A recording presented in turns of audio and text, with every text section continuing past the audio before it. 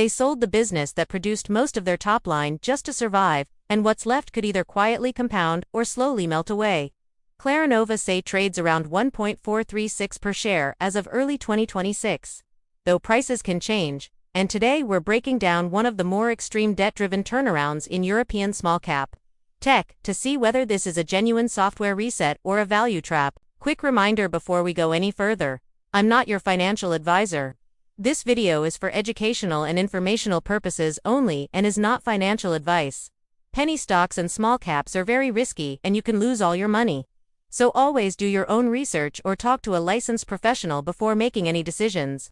For most of the last decade, Claranova was not a focused software company. It was a leveraged digital holding group built through acquisitions. Its largest division was PlanetArt, an e-commerce photo printing business best known for the free prints apps. That division generated the majority of group revenue, but it was capital-intensive, low-margin and heavily dependent on paid user acquisition. Alongside PlanetArt sat Avonquist, a software publisher selling PDF tools, photo editing applications, and security utilities. Avonquist was smaller in revenue terms, but structurally very different.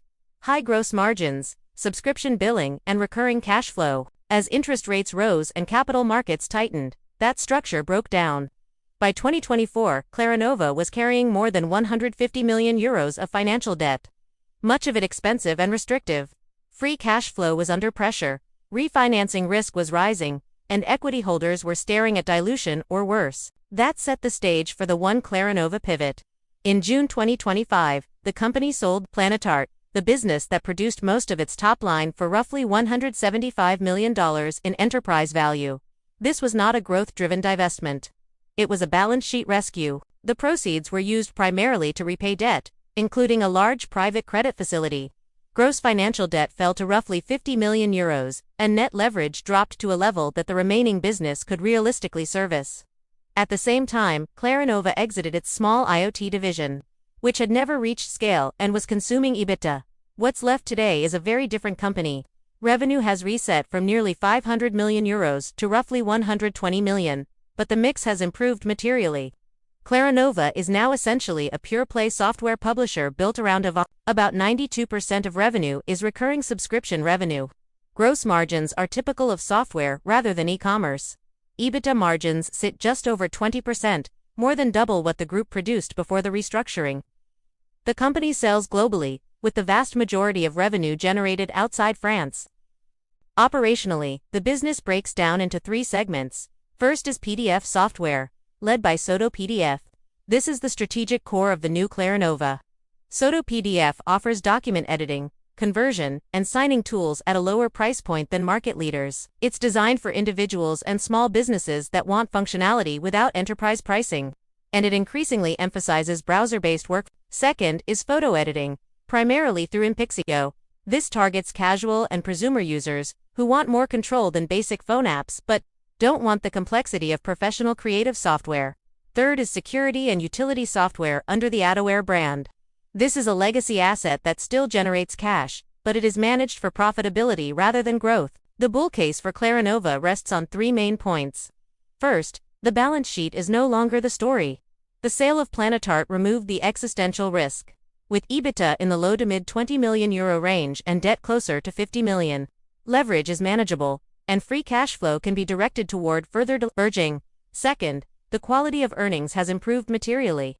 A subscription-heavy revenue base with high gross margins gives management real control over profitability. Marketing is largely variable, and costs can be adjusted quickly if conditions worsen. Third, there are signs of life in the core PDF segment. While the group as a whole declined in the first quarter after the sale, SodaPDF posted positive like-for-like growth. Management is now pushing a B2B strategy aimed at small and mid-sized businesses looking to reduce software costs. B2B is still a small percentage of total revenue, but it represents a disproportionate share of PDF sales and is central to the medium-term plan. On paper, that's a cleaner, more defensible business than the old Claranova ever was. If you're getting value from this breakdown, tap like and subscribe to Penny Stock Pulse. It really helps the channel and tells me to keep making these deep dives for you. Now for the other side of the story. The biggest risk is growth, or the lack of it. In the first quarter of the new structure, revenue declined on a like-for-like basis. Management cut marketing spend deliberately to protect margins, and revenue fell almost immediately. That tells you that a meaningful portion of sales is still driven by paid acquisition rather than organic demand. This creates a narrow path forward. If marketing is increased, growth may return, but margins could suffer. If marketing stays disciplined, profitability holds, but revenue may continue to drift lower. There is also product-level risk.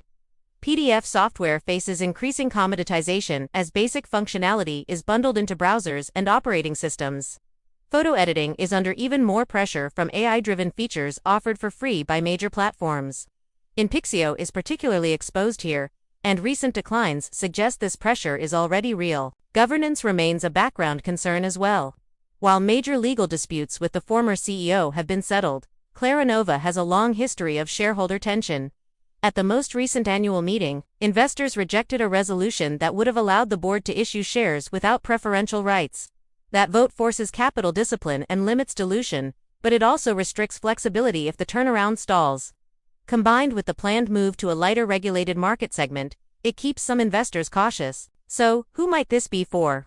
This setup is more likely to interest investors who are comfortable with small-cap risk, who are looking at cash-generative software businesses, trading at distressed valuations, and who believe revenue can at least stabilize as the PDF segment scales. The key things to watch are straightforward: whether revenue declines moderate, whether EBITDA margins stay above 20%, and whether debt continues to come down.